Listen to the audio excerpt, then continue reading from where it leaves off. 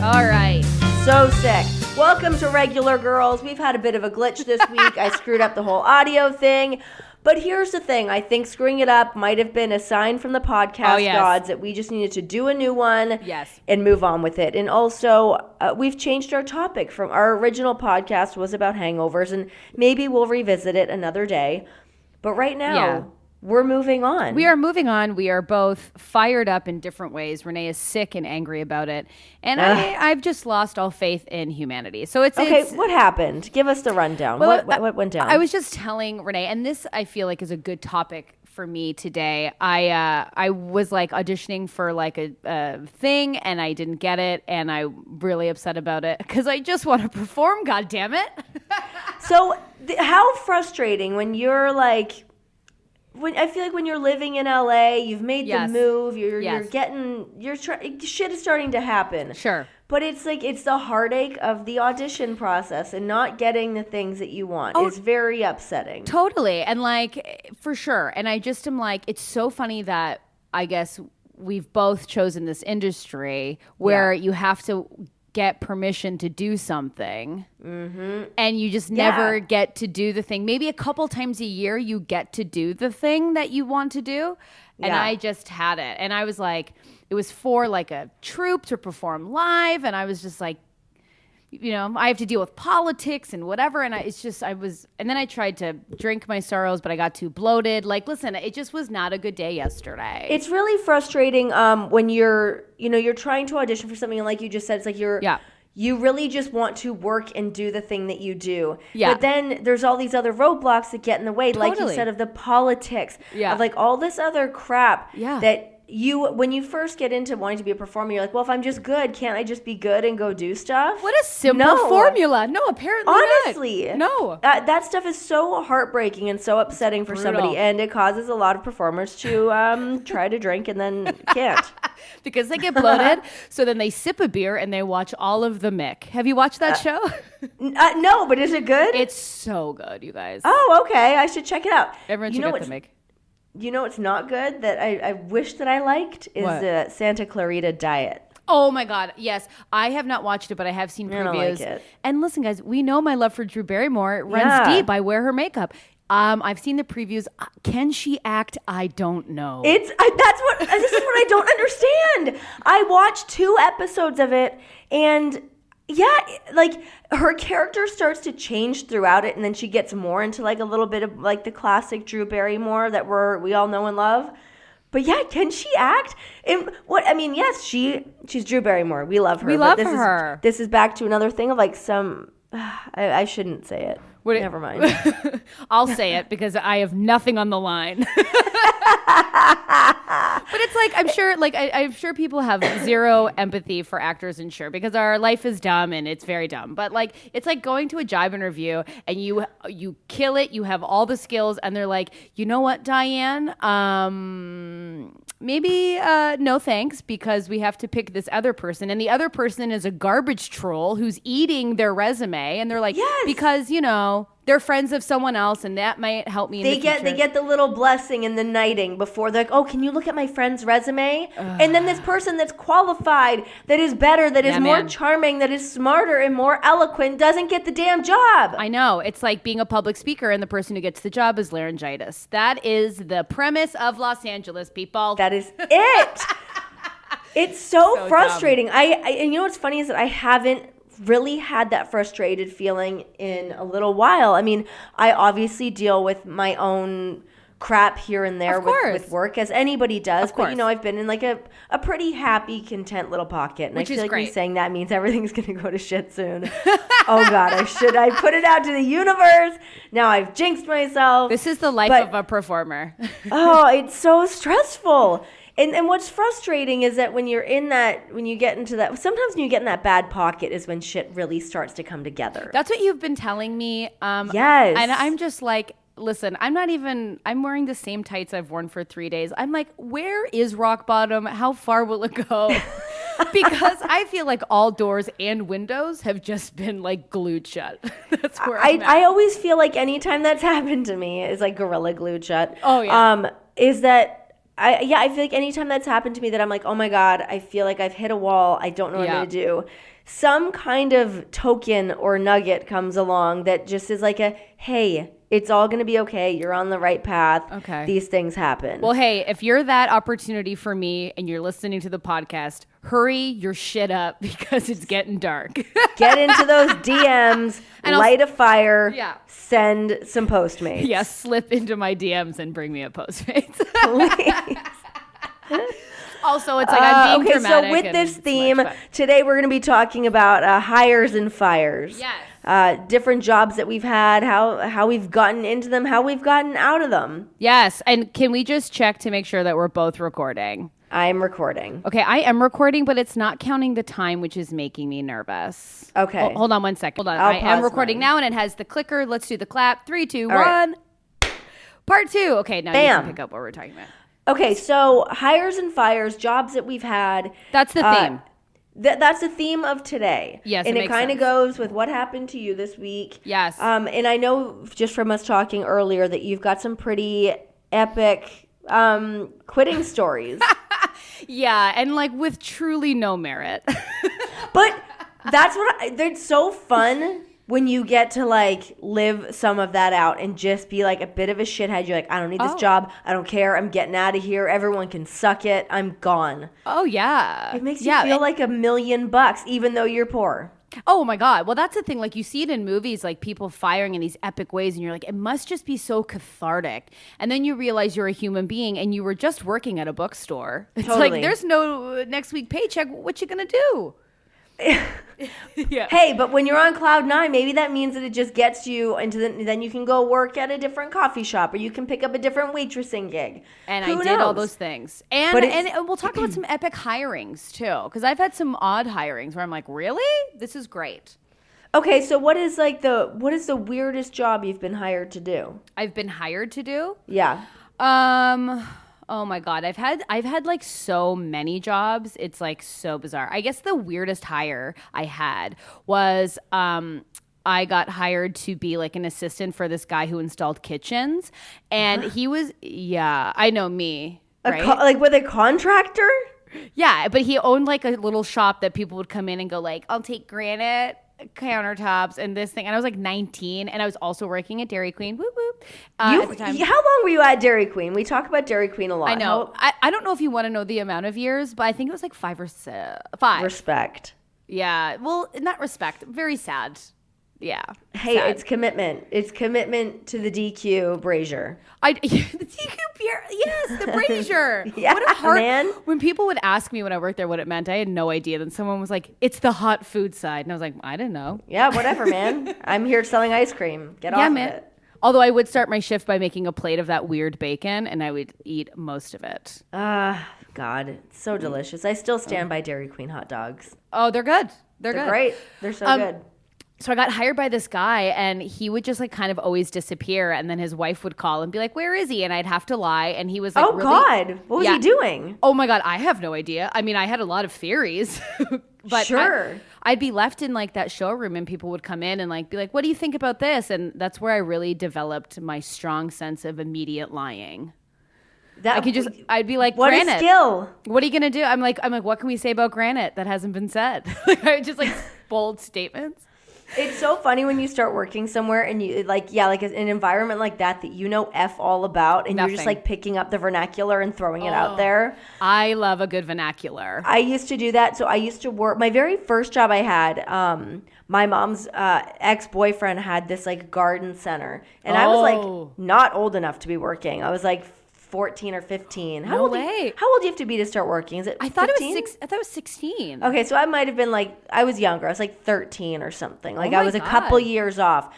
But I would like use like the cash register and I started to really know a lot of things about plants. Really? Which I kill all plants now. It's all gone, but it's information that at one point I used to know about different peat moss, different soils you can use. But then later I also worked at another nursery spot out in Whitby, Ontario, called Vandermeer Nurseries. And I was terrible. Like then I was a little bit older and knew that's when I knew I really wanted to like act and stuff. And I Once I got bit by that bug, I became the worst employee of all time.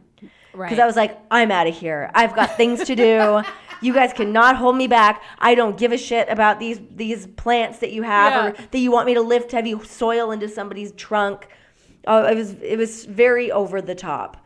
That is so ridiculous. It's also funny, like when you're like young and you're like, I need to go early. And it's like my adult managers would be like, what do you need to do? And I'd be like, Lucy doesn't get it.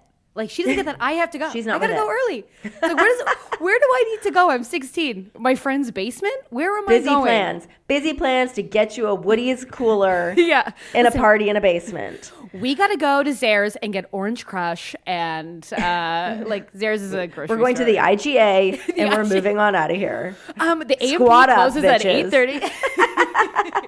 We need to go to the McDonald's parking lot and watch my friend awkwardly kiss her weird boyfriend. Do people still hang out in parking lots? Hell yes. I'm from a small town, and I can say when I go home, a lot of Honda Civics cruising in a parking lot. I love, that's all anyone would do. Like in my teenage to 20s, you would just hang out in parking lots. People don't do that anymore, I don't think. Maybe they do where you're from. I don't know. I don't know. Well, I feel like everyone does it. Every teen does it. I mean, because where are you going to go? You have nothing else. There's nowhere else to go to do the crap that you want to do without somebody's supervision. But also, lot's the place to be. Yeah, but also and we are young, so I don't mean this to say we're old, but the internet wasn't like a cool thing or even a real thing. So we would use ICQ and God. Remember that thing? Remember that? Yeah. Oh my God, so stupid. Anyways, but okay. I want some of your fire stories. Sure. Okay. So, there's two. That was a hell of a tee up I gave you. Yeah. Give me your firing stories. Stat. I've got two epic ones. So I'll start with the baby one, then I'll go into the big one. Now, if you're listening to this and you want to fire, don't do this because it does end sad and you become a 30-year-old trying to get on a sketch troupe in LA. But I'm so excited to hear that. I can't wait. So the first one, so one of my best jobs ever, even though it ended in a fire, was working at this doggy daycare because as you know. Oh my God, yes. We're both big dog enthusiasts. What a job. And I had just gotten let go from Lush. And I did hell work of at a bath Lush. bomb. Yeah, I've worked literally every job. And so I was working at this doggy daycare and it was the best. I went into they had a big dog room which had Great Danes and labs and all this stuff. And then they had a puppy room which was baby puppies and little dogs, little munchkin dogs that were too little to go in the big room. God. Okay. Now I'll just preface. That's heaven. That's heaven. And my boyfriend at the time Doug. was Doug, hey, he was just you never complain about this job and you complain about everything. I was like, I know, this is my heaven. I loved it. Yeah. And then the puppy room had a stereo system so you could just put on, because there was CDs at the time, kids. Yeah. You bring in your CDs and you just listen to your music. So I would listen to Broadway tunes and play with dogs. What? That's fantastic. How was that not your Twitter profile? I know. Just says plays with dogs, show tunes. Yeah, that's it.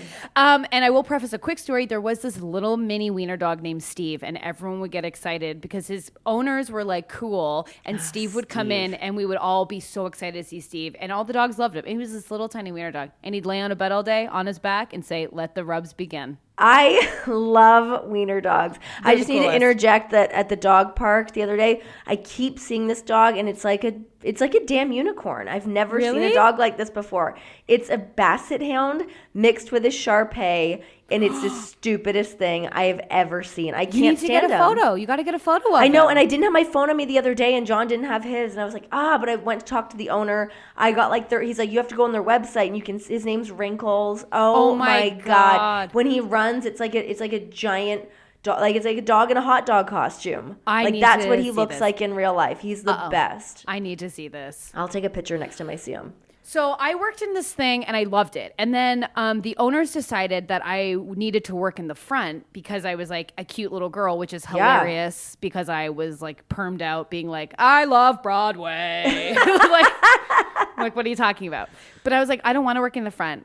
I don't want to work with the owners. Like, I want to work with the No dogs. people. Yes, this is why I like this job. But I got forced to work in the front. And they said, hey, try it out for a couple weeks. If you don't like it, we'll just put you back. And it's no big deal. That was a lie.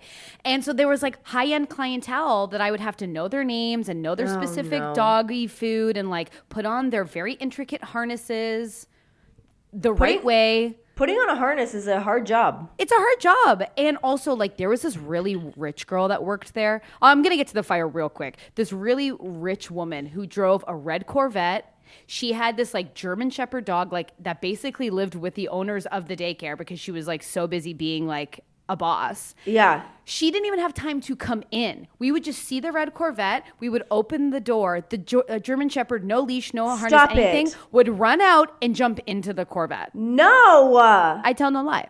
That sounds like it's from The Simpsons. Like, that does not sound real. I know, and it was. So basically, you know, I didn't like it, and then they started like finding things that was wrong with me. Like what? Like they would say, like I would need time off to go to an audition, and they would think I was like not showing up, and I'd be like, I put in all the like paperwork. They would deny me days off. Like they would say my attitude wasn't great, like I wasn't listening, and I was like, I don't even want to be out front. I don't care about dog food. I want to play with Steve in the back. Yes. You know? Yes. So I kind of was like getting an attitude about it, and then essentially what they were like, fine. They were like, fine, you can go work in the back. And then they made me work all day, and I was super sick, and I was with the dogs. And then I work all day so sick, like laying on a bed, like with the dogs, just covered in them, being like, oh I'm going to die. Then they call me, and they're like, Stacey, can we like see you for a second? Oh, no. And I'm like, no, yeah. And the manager was like, who's always like nice to me, but she was like, you're terrible, you're horrible, like like your attitude. I was like, what are you talking about? Like what? No warning. And they were just like, you're fired, but don't worry, because we're also firing like Kelsey and Mark. So you guys are all going. They were just cleaning house. Oh my yes. God. So I was like livid, and it came from absolutely nowhere, and I just snapped, and like I walked out, and I was like, so hey everyone. Turns out a bunch of us are getting fired. And I was like, you're getting fired, and Mark, you're getting fired. And I was like, apparently we're all pieces of garbage. I just like, started yelling.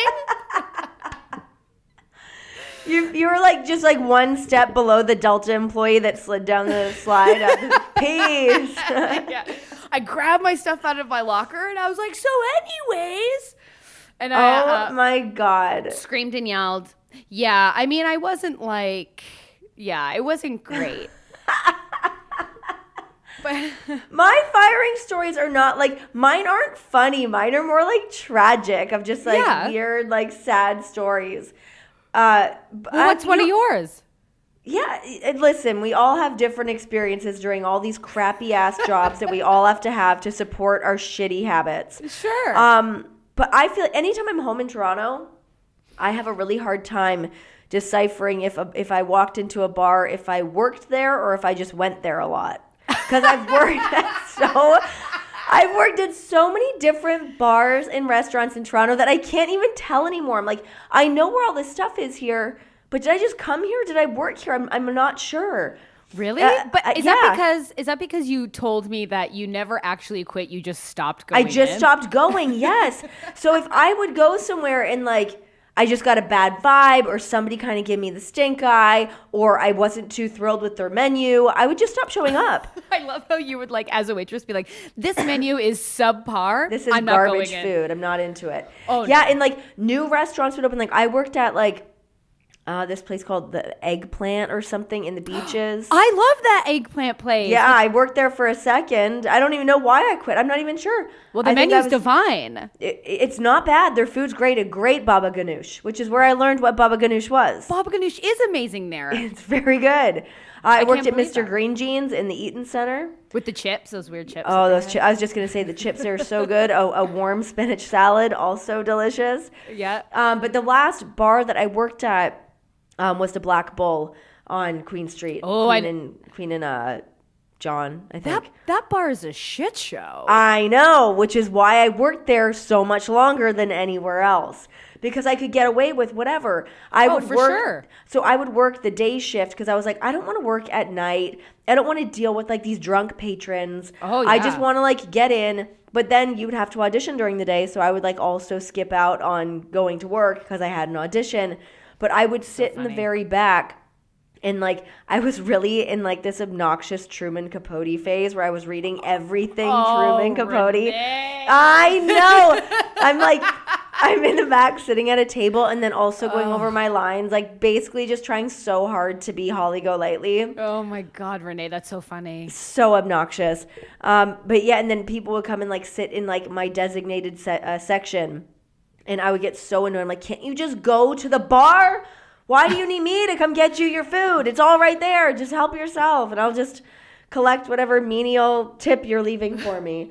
I love how you're like, I need to memorize my lines for my KFC audition and totally. this Truman Capote book. Please go to the bar.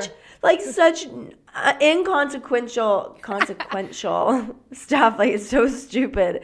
But I worked there for a long time because you didn't have to be nice to people. Like, no, we should preface. You didn't deal with anyone's bullshit. Like, it wasn't like I remember I went to work at like it wasn't like the Keg, but I think it was something kind of like that, which is like a big steakhouse for us in like Canada. A franchise steakhouse. That's actually really good. Which is great. I love the Keg. But when you work at I can't remember what place it was, but you'd have to like enter the table a certain way and like. It wasn't Ruth's Chris, was it? Which is way above. It might have been, actually. But Ruth's Chris is like the $200 steaks, warm plates that keep it warm the whole time. It might have been. It was too high caliber for me. I wanted to know. And like, so the thing that I loved about the Black Bull is it was like, listen, we've got whiskey, we've got gin, we've got vodka, we have red wine and white wine. What do you want? Totally. Like, no wine list. Like, no. You want a burger, you want a salad. You would get two choices, make your bed. Yes, and it also has a massive patio, and it is that bar where you look at other bars and you're like, everything's full. Where are we going to drink this afternoon? You're like, I guess the Black Bull. The Black Bull. And then, they also, at one point, not to bury them, and I'm sure anyone that's listening to this will never go to the Black Bull, but one time I walked into the kitchen and there was a rat fetus. Fetus on the counter. Yeah, fetus of a rat. I died. I remember it so vividly to this day. It was so gnarly. And the squirrels there would get so rambunctious because people would feed them so much. They would fly across the like patio and just hit the garbage bin as if it was like a clean 3-point shot, like all rim or all basket. Way. Yeah. All net. Yeah, it was pretty gnarly. Anyways, I quit there to go work at the Score. That was my last waitressing job. And I was like, I'm out of here. And I remember talking to the bosses because I like went into the Score, which was my job prior to coming to WWE, as a sports broadcaster. Ooh. Kind of. That definitely has like some air quotes beside it. I remember I like went in and had my audition at the Score, and I'd been talking to them, and the owner of the bar was like, you obviously didn't get it, so you might as well just keep booking some shifts here. You're going to be working here too damn bad. And then they finally called. I know, he was like so mean to me about it because I had dreams and aspirations. And anyway, so I ended up getting the job there, and I was like, I don't need you anymore. Those are the I best. got my first contract. I'm out of here. Everyone suck a D. That is the best way to fire, when you're just like, oh, my dreams are happening. Goodbye. Oh my God, totally. Oh, it was the best. Fire. I feel like I was like walking down the street and like Hall & Oates was probably playing in my head of like, you making my dreams come true. I can't bet. sing right now. But. Well, Renee, we both can sing, and that's something that we are damn adamant right about. We can. Listen, it's not our fault. We have perfect pitch. Not our can't help fault. it. It's just a gift that I have. Did I get sad alone yesterday and Adele came on, and did I just like really emotionally sing to it? Yes, I did. But what a performance it was, I'm sure. Oh, which when you're just like feeling so sad, and then like your iTunes shuffle goes off and you just hear hello, and you're like, yes. You know what's great? But then not only that, but then I'll usually go find like a mirror. Oh, like, yes. Watch the performance. Yeah, Brendan. Yeah, I think I've said this before. Brendan's like, why does it take you so long to get ready? I'm like, well, I'm singing at least 3 to 4 songs into the mirror. Yes. What do you think I'm doing? You maniac. Yeah, you think I'm perfecting my foundation? Get out of here. Get out of here. Go walk the dogs. No time for contour. And work on this pitch. I will say that, like,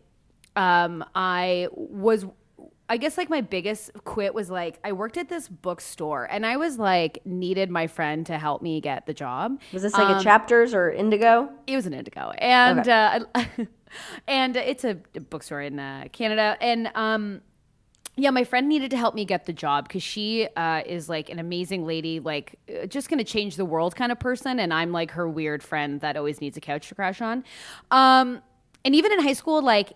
She would always do like badass shit and I'd always get blamed because I have a guilty face, I guess. But if she's listening to this, she knows who she is and she's ruined my life. Anyways, she helped me get this job. And first of all, like my parents weren't like big readers. So like I've since become a reader, but was really not when I was working there. And they asked like, so what kind of books do you read? And I was like, cookbooks, love. Like just trying to charm my way. Oh my God. Mostly atlases. Yeah. Oh, I love pictures that say something. I like Cosmo and 17.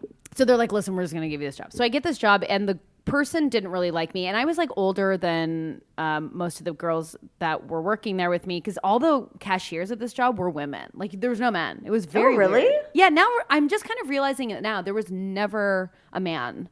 Oh, weird. Yeah, weird. And everyone was like, it seemed like everyone was going to like teachers college. Like everyone was there to be like a cute little teacher and they're like 21. That makes sense. They like books. They want to teach. Yeah. And then I was like 26. I was like 25, 26. And I was like the old lady, right?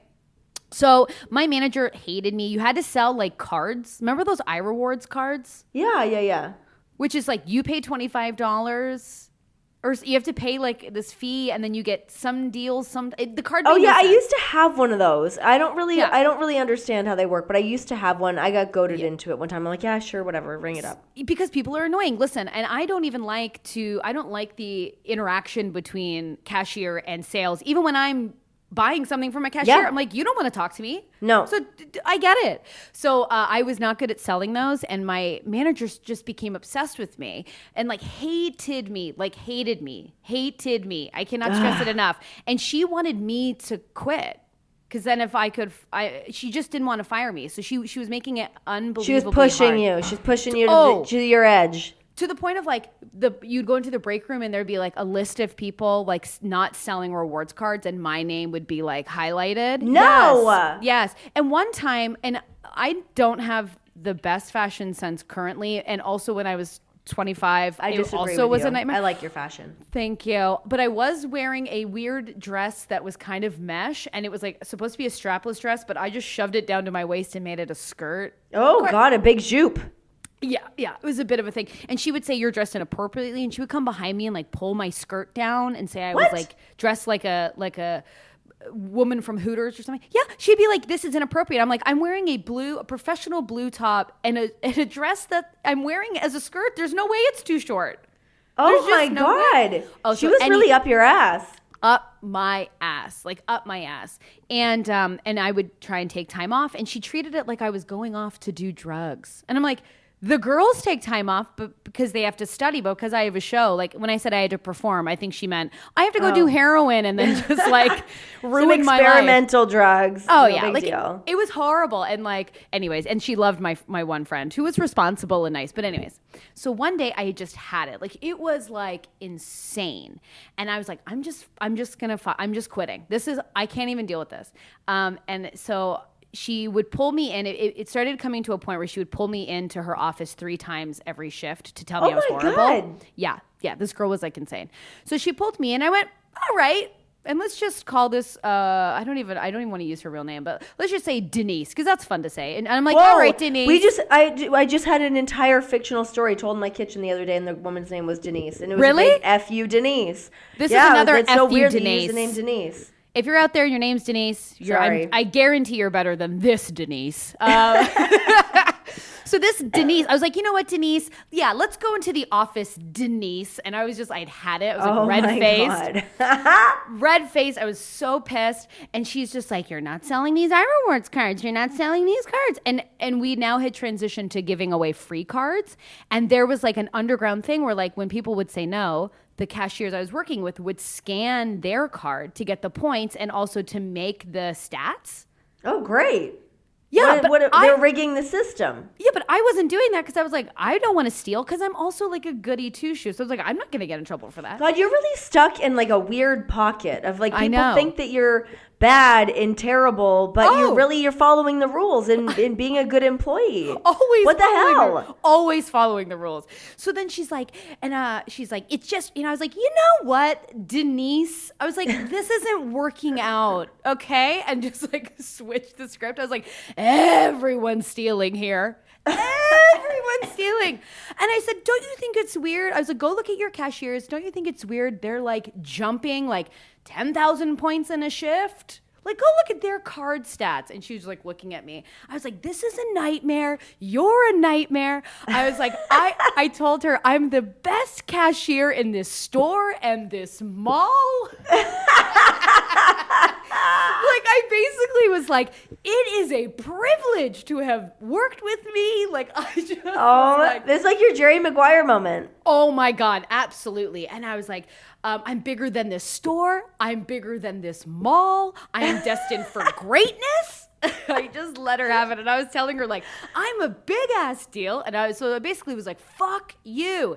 Yeah. And her office was like this weird den and it had this like lead heavy door.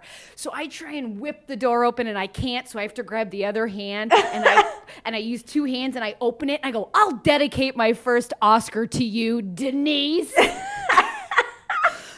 I leave. I storm out and I'm like, and I'm keeping the vest. I stole the vest. I stole the pen. I was so mad. And I was like, but I told her I would dedicate my first Oscar to her. And then when I called Brendan crying, he was like, oh no, Stacey, what have you done? And I was like, I know. And he goes, now you got to win more than one Oscar. What a supportive husband. Yeah. What a great line. Now you got to win more. I know. F. Denise. Also, Denise is a very easy name to say very condescendingly. Listen, Denise. Denise. That woman is a nightmare. But I will say, it really sucked because then I had to be like, but then another friend got me a job as like, what do you call it? Like I ripped tickets and stuff. I was an usher at like a music hall. Oh, cool. And everyone else was like not 17, I would say like 19, 20, new to the city in their prime. And I was like a 26-year-old being like, oh my gosh. But I did end up getting Second City shortly after that. And I made sure to come back to the Indigo. And you sauntered in. Oh, bold saunter, and she was there and she just was like and the other manager was there and they're like, we keep seeing you on the subway, and I was like, on to bigger and better things. I guess gotta go, can't hear you over my success, Denise. Yes. So anyways, F Denise. But that was like my most epic. I did that's so great. Like and mine were never. I had one that was a real fu. So when I used to work at this other like it was like was it Greek? It wasn't Greek. I don't know. It was a bar though. Anyways, it's like a bar, restaurant. They did brunch and everything out in the beaches in Toronto. And I always worked like the dinner shift there. So it was like a different dinner menu. I knew everything. Like I was like, at that point, not too bad of a waitress, but kind of, I was like early 20s.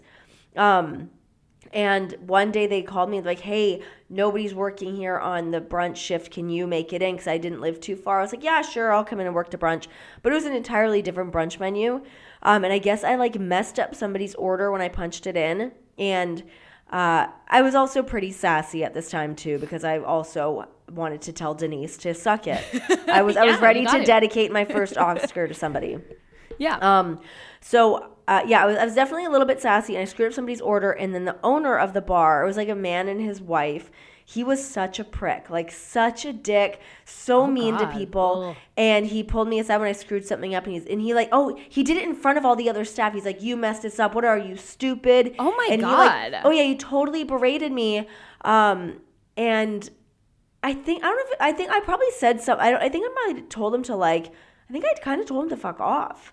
Really? Sorry, kids that are listening to this. Yeah. And then I pulled him. And then he said to me, "This is really bad." But he pulled me outside, and he goes, "If you were a man, I would punch you." And I was like, "What?" So at this point, I'm like, you know, when like you're so mad, but like I was upset but mad, and I'm like trying not to cry because I'm mad. Yeah. I'm not even because he said this. I was just trying to like harness my emotions. Totally. So he said that to me, and then I'm like, all right. And this was like another F you. I'm not working here. I threw the apron at him, threw the menu at him. That's walked great. off, and like I was like walking down the street, and so when I lived in the beaches, I was living with my mom at the time. And she was walking her dog down the street, and I passed her, and she can see that I'm like visibly, and I'm supposed to be working. I'm like, I think she was actually coming up to see me work. And I'm like red in the face. I'm all blotchy. I'm trying to keep it together. My mom's like, what happened? And I tell her this. Oh, brother. My mom's way more of a loose cannon than I am. Oh my God. My mom goes marching in, walks into the back of the restaurant, and like, I think she like pushed him. Like pushed him against the door and was like, how dare you talk to my daughter like that? like the thing, if she was a man, you would have punched her, like all these horrible things. But anyways, my mom really went in and like cleaned up my mess for me. She was like superhero vigilante. My mom was not taking it. My mom really stepped up to the plate. That is amazing. Because I had felt like I had already stepped up to the plate and handled my business enough that it needed to be held. And then Carol was like, oh, hell to the no, you did not. And shit got very real. And that was it. And I stopped working there after that. Now when I stand up for myself, I'm going to say I really Caroled it. Carol it. Take it to the Carol point. Yeah. Here I am feeling like really bad, you know, and then I stepped up. I became Carol, and I just let her know what's what. Become Carol, rip off your shirt, get the party started. Absolutely. That's where the anger comes from. Carol is crazy. My mom, there's been a couple instances that things have happened to me, or I've had like a bad experience with something, in my mom, like to the point that like I was like way too old for my mom to be fighting my battles. I'm like, Mom, stay in the car. It's fine. Yeah. She can't handle it. She like flips out. It's very embarrassing. That's now what my relationship with Brendan is with me. I'm like, what did MasterCard say to you? Get them on the phone. No, get them on the phone. I once called MasterCard a vermin. Oh my God. Too much. Listen, no, I think it's actually impressive that your vocabulary went there in a moment of rage. Brendan was just like, what? Because I was like, you know what you are? Vermin. And Brendan was like, you lost them there. You might have gotten something, but you lost them at vermin. I was like, I know. Oh, God. I get so mad. But I think my thing with like a fire, like I was, like, I mean, let's make no mistake about it. I don't know if you're like this. When I get fired, which has only been a few times, but it is so life ruining. That's not even the word. It's earth shattering to me. I cry. I'm so upset. I just like, it's because it's unfair and immoral. It's unfair, it's immoral, but also monetarily a bit of an issue. Oh my God. I will say, after I got fired, I had this one job, and it was the first time I had like money and like spent it all. Because when you have never had money, I never came from money. I was never going to work in finance. So I had this like administrative position, and I spent all the money. So when I got fired out of the blue, like literally, nothing. And this was a fire like out of TV. Like they gave me a box and said, like, fill your stuff.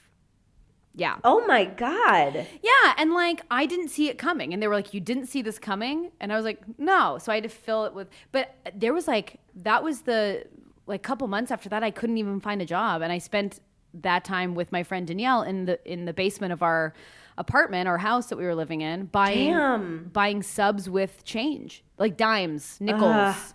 Like what a bad feeling. That I hate that feeling when you're just like, you are scraping by, like checking your bank account, being like, oh my God, how can I make this happen? Totally. And I mean, to the point where I was like, okay, what is considered a dinner sub, or will fill me up for the day sub?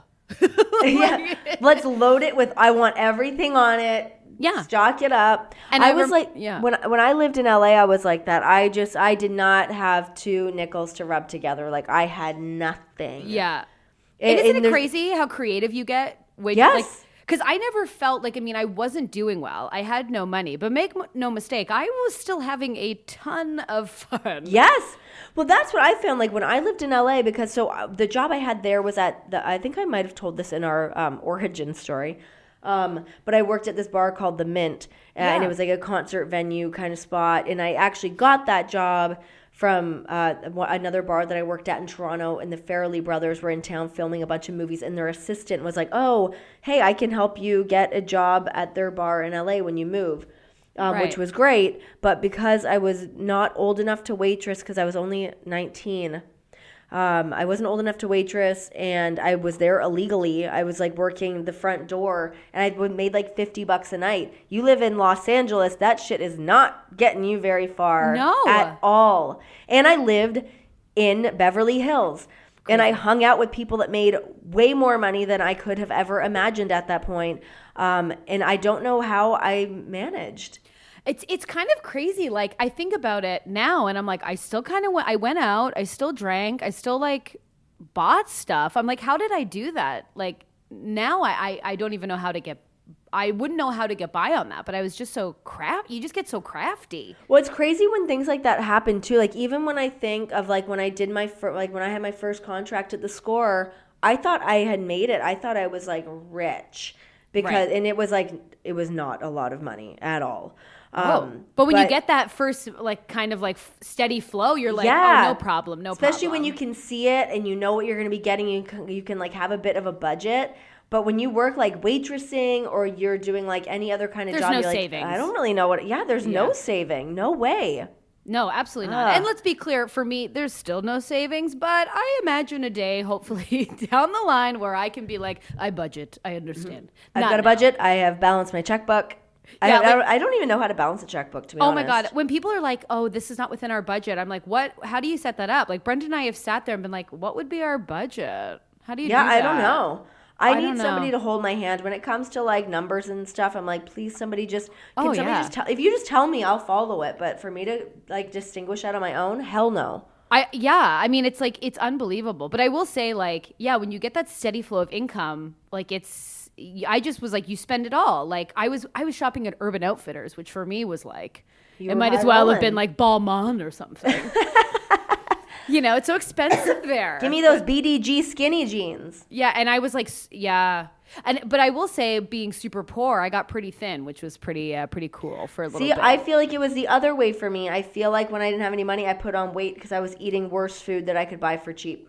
Oh, yeah, I would eat just like a mass. I'll tell you, this was my survival guide. Now, again, don't follow this. But when I was after I got fired from my office job, like I said, spent months and months watching Roseanne in a basement, eating what basically one sub would like cover me for the full day, and then like whatever I would find. But it would be a cold cut combo. So good, but so bad for you. Like, it's just like, what is that meat? It's not even meat. I love a good assorted sub. Yeah, foot long, and then I would get a chocolate milk because it's just going to fill you up. Sure. Like, who's eating that and going, I could eat something else? No, you're done for the day. Give me another snack. Yeah, and I do remember we got on deck. I do remember the girl who got my job because it was like I was fired and then instantly someone took my place. So like it was kind of but she was like, "Oh my God, you look amazing! Like, what's your secret?" And I was like, "I can't afford groceries." Anyways, no worries. You just took the food out of my mouth. Because when you are skimping by, what are you going to have, green juice? Mm-mm. Oh, God, no. No. When I go to, like, Whole Foods, I'm like, come on. You're not charging me this much. It's get too much. Real. I hate Whole Foods. I'm just putting that out there. I don't like Whole Foods. You really don't like Whole Foods? I had a friend who worked at Whole Foods. I should ask him his story about working at Whole Foods because it's intense. I would love to hear that. Yeah, it was kind of similar to when I worked at Lululemon. It was crazy there. Oh, I could only imagine. What, just like lots of rules and stuff? So many weird rules. Very high society. Very high society. And and then it was just, I had first of all, no business working there. But you get free workout classes when you work there. Which is, what a bonus. And you probably got a good discount on their stuff, right? Can't remember. It was either like, I think it was like 25% off or something. Nah, that's not that great. Yeah. I mean, like, I'm thinking your first outfit is like 75% because you need to wear something to work. Right. And I made the mistake of buying a very plunging tank top. Oh, okay. Which I don't I didn't understand it. And listen, I don't have fun boobs. You know, I have like please manage boobs. Like, and that I couldn't show up to work with that. I also don't know how, and this is not on the topic, but how people work out in very low cut tanks. What are they doing? Yeah, if I have like a specific sports bra that will like cover a certain amount and then just have like a loose top over that, I can hang with that. But as far as something that's actually like my body's falling out of, I'm not interested in. Oh my God. I just realized, okay, I can't believe I forgot this. My weirdest hire. Oh, yes. I will say was Lush. I blocked this out of my mind. Lush made us dance to music. No. Yes. What do you mean? Okay, I don't know. It might have just, again, if you work at a Lush and you didn't have to do this, like, I don't know. It might have just been our managers trying to be fun, but I got a job at Lush, and the interview was like a group interview. Oh, God, I have a story about this, too. You've and also shed light on mine. I'm glad I'm not the only one who's had to experience this, because group interviews are balls. Like, what's happening here? So you got to pretend you're friends, and I'll tell you, if I was ever in a group interview with you, I was looking at all of you going, how can I destroy all of you? Like, I have to over-charm, over-be funny, over-understand. Like, oh my God. So Lush made us go around and like say your name and like a fun thing about you, which like if you're listening and looking for a job, just know that figure it out ahead of time. But like you have to have a plan.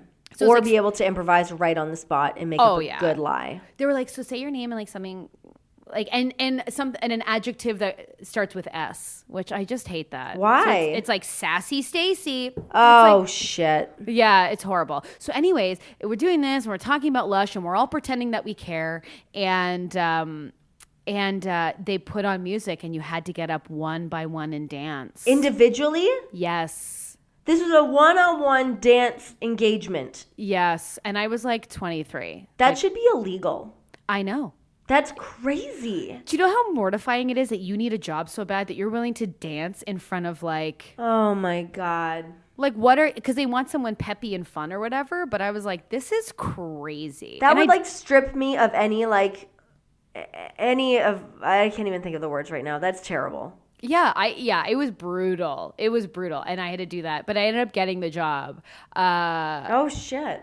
So you danced your little butt off. How mortifying is that? But then I couldn't get behind giving strangers hand massages. So ew. Well, that's what you do when you go into Lush. When people are like, "Hey, can I show you this new soap?" And I was like, "I'm not about that. I'm not about that life." That's why I can't go into Lush anymore, because I'm just like, they're too much on me, and I'm like, I also don't want to.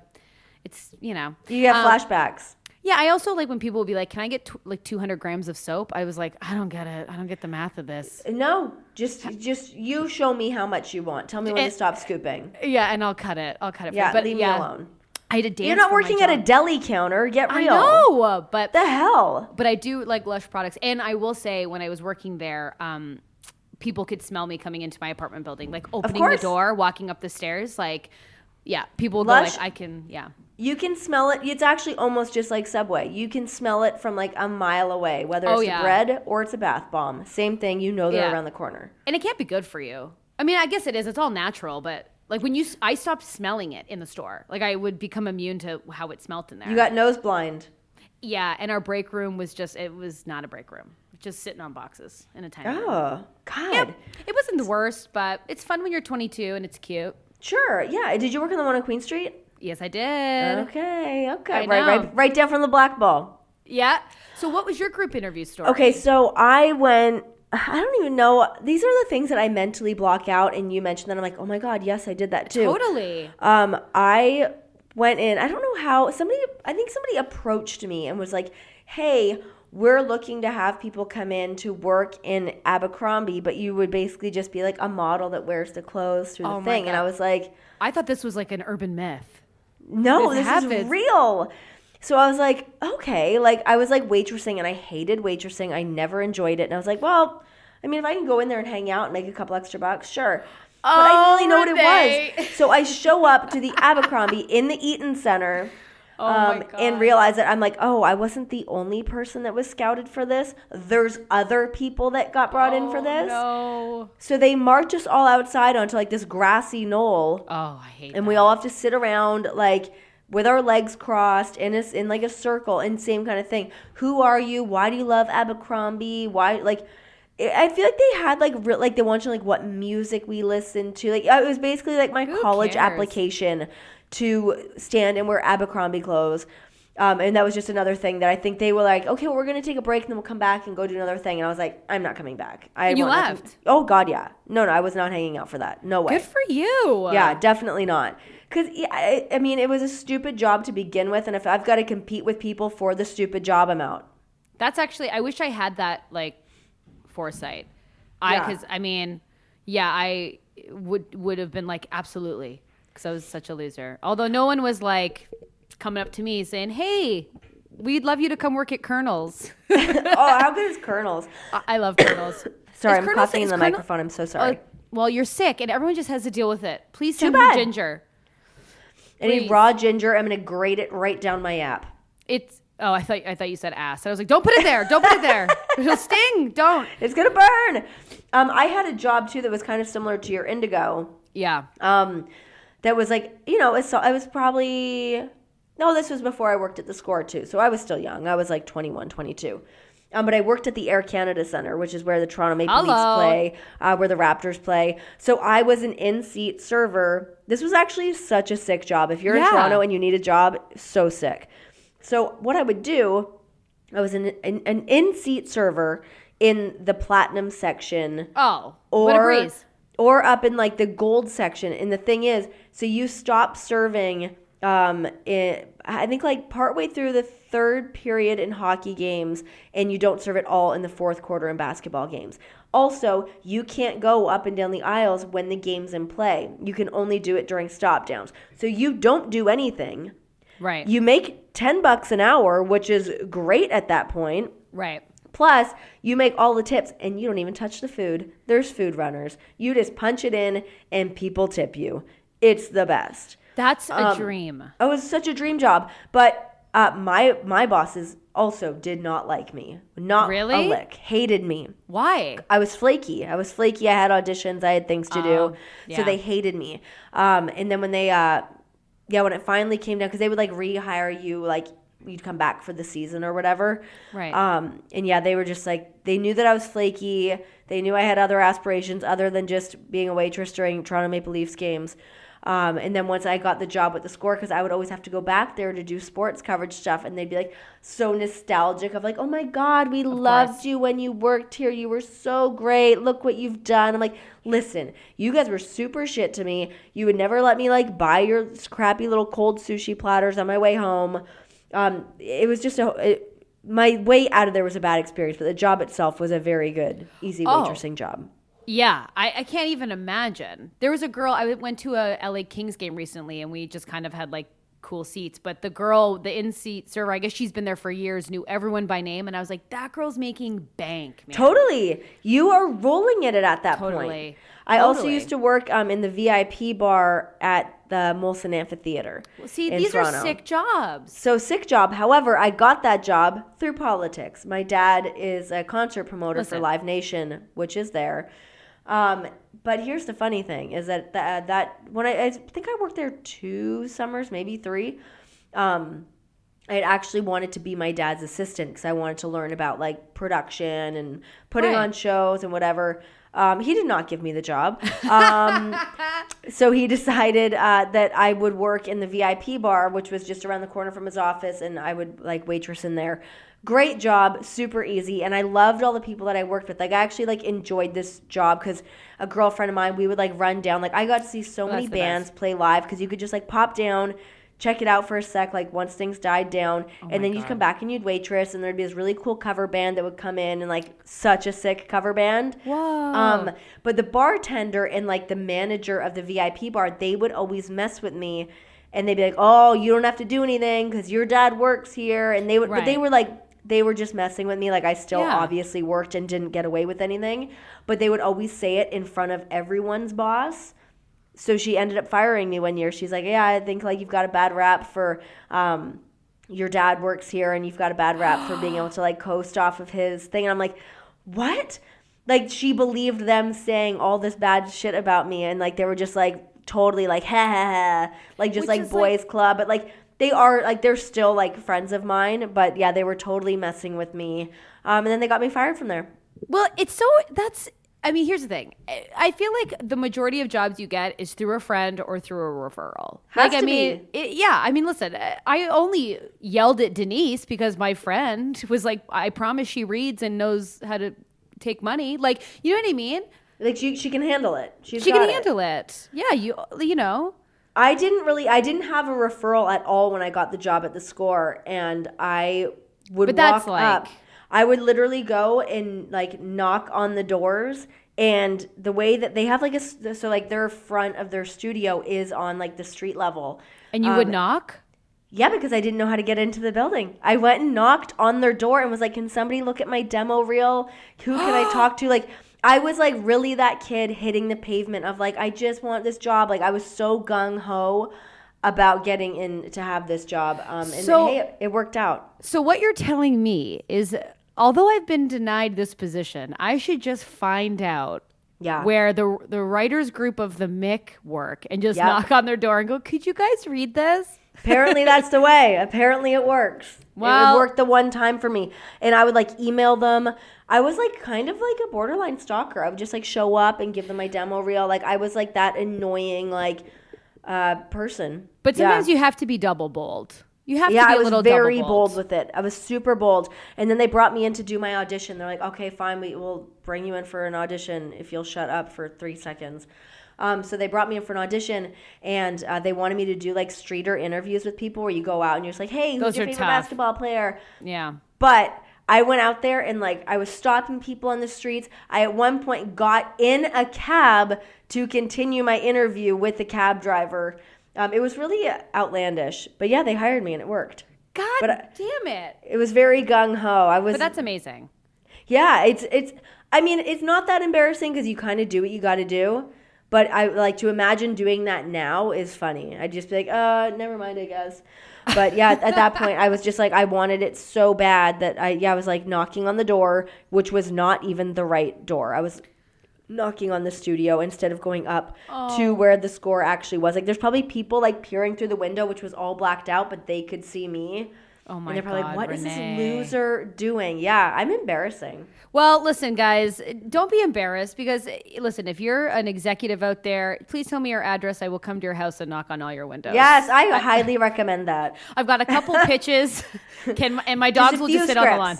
Yeah. I'll put them in a one-pager. Have a look. It's all fun. Yeah. What do you like in your coffee? What do you like in your coffee? Hire me. I love money.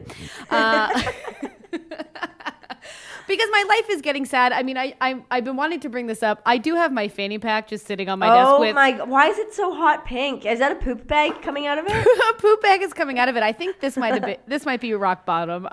It's hot pink because I thought that's fun. So that might be just rock bottom hitting me. I don't know. It was $5 and I sometimes run with it.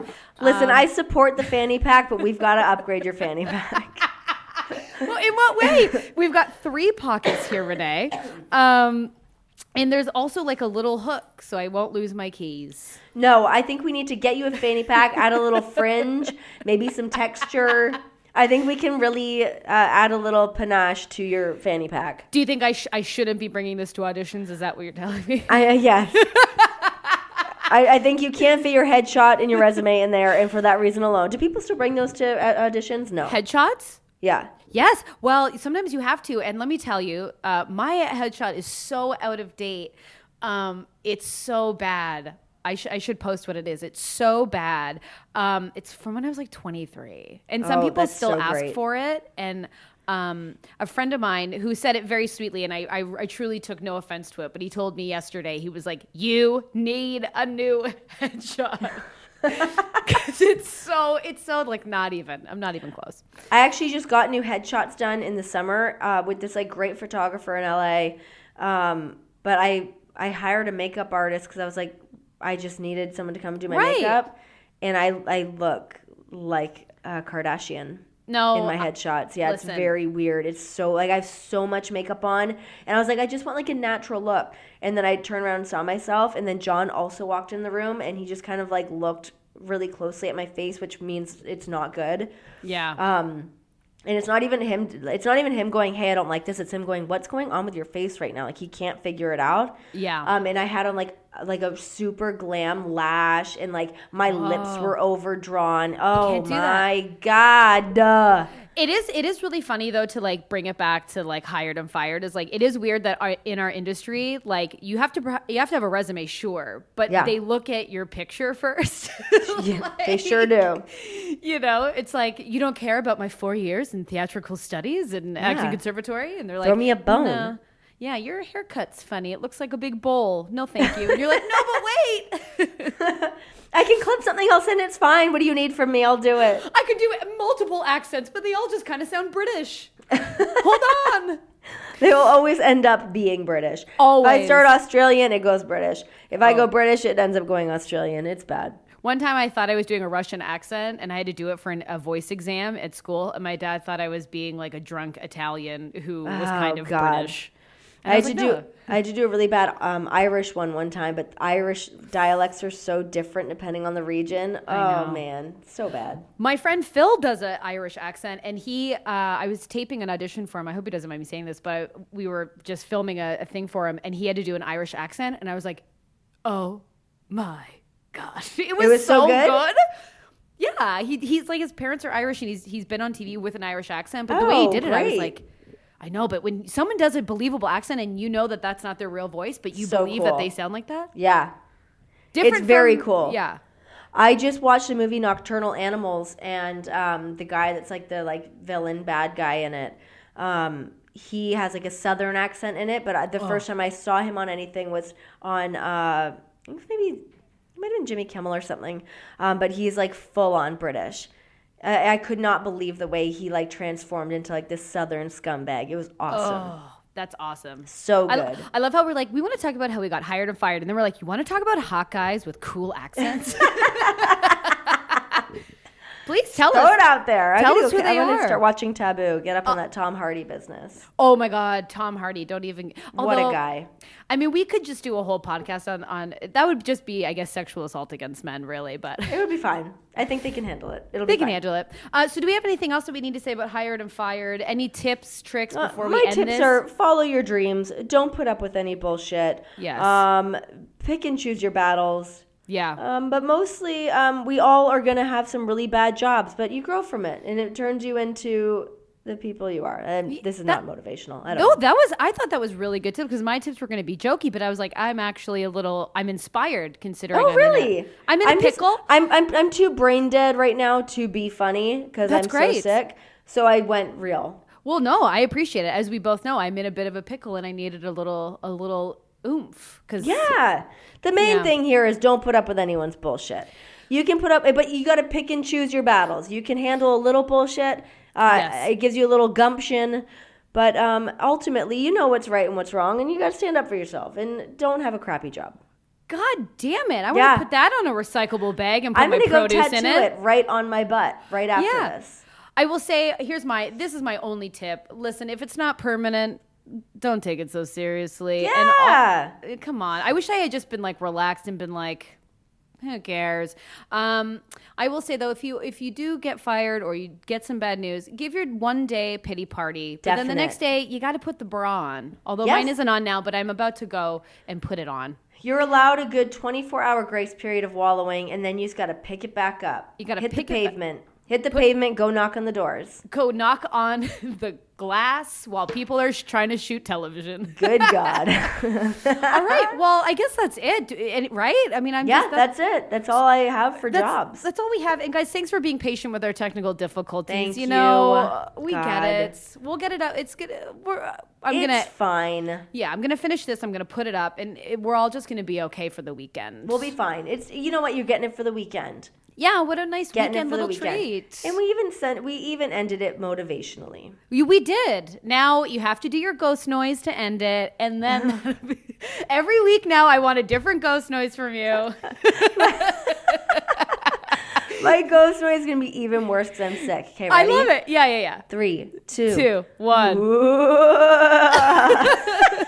Listen, that ghost, his buddy just gave him some good news, and that ghost is happy. Whoa! Bye, guys. Bye.